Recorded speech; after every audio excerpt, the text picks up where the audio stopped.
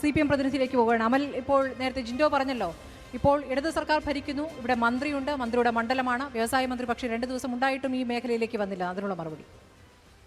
ഇത് ജനങ്ങളെ ആകമാനം വലിയ തോതിൽ ബാധിച്ചിട്ടുള്ളൊരു വിഷയം തന്നെയാണ്. ഇപ്പോൾ കേരള സമൂഹം ആകമാനം വലിയ ചർച്ചകൾ ഉൾപ്പെടെ നടത്തുന്ന ഒരു വിഷയം. മാധ്യമങ്ങളെല്ലാം നല്ല രീതിയിൽ തന്നെ അത് ഉയർത്തിക്കാട്ടുകയും അതിനുവേണ്ടി അതിൻ്റെ കാര്യങ്ങൾ ചിത്രം സമൂഹത്തിന് മുമ്പിൽ കൊണ്ടുവരുന്നതിന് വേണ്ട ഇടപെടൽ നടത്തുന്നുണ്ട്. അപ്പോൾ ഇത് ഒരു ശാശ്വത പരിഹാരം ആവശ്യപ്പെട്ടുകൊണ്ടാണ് ഇതെല്ലാം ചെയ്യുക തന്നെ ചെയ്യുന്നത്. പക്ഷേ അത് കൃത്യമായ ഒരു രാഷ്ട്രീയ ലാക്കായി ഉപയോഗപ്പെടുത്തിക്കൊണ്ട് ഗവൺമെൻറ്റിനെതിരെ കല്ലെറിയാനുള്ളൊരു അവസരമായി മാറ്റുന്നു എന്നുള്ളൊരു സംശയം അതിനകത്ത് ഉയർത്തുന്നുണ്ട്. അത്തരത്തിലേക്ക് അത് പോകരുത് എന്നുള്ളൊരു അഭ്യർത്ഥനയാണ് എനിക്ക് അതിനകത്ത് പറയാനുള്ളത്.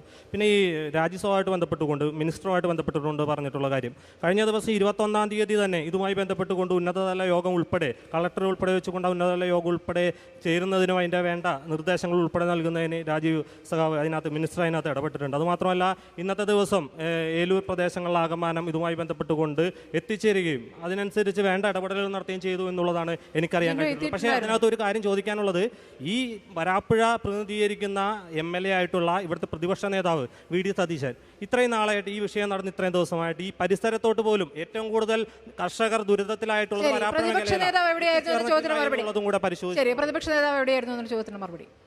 ഇതിലുള്ള പ്രശ്നം എന്താണെന്നറിയോ?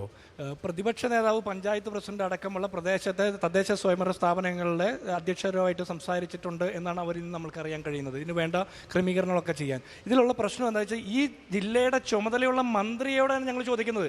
പ്രതിപക്ഷ നേതാവിന് ഈ ജില്ലയുടെ ചുമതലയില്ല.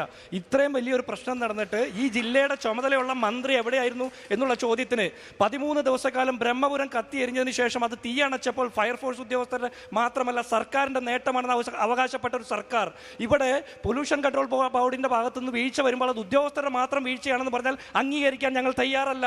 അത് സർക്കാരിന്റെ വീഴ്ചയാണെന്ന് ഉൾക്കൊള്ളാൻ അവർ തയ്യാറാകണം.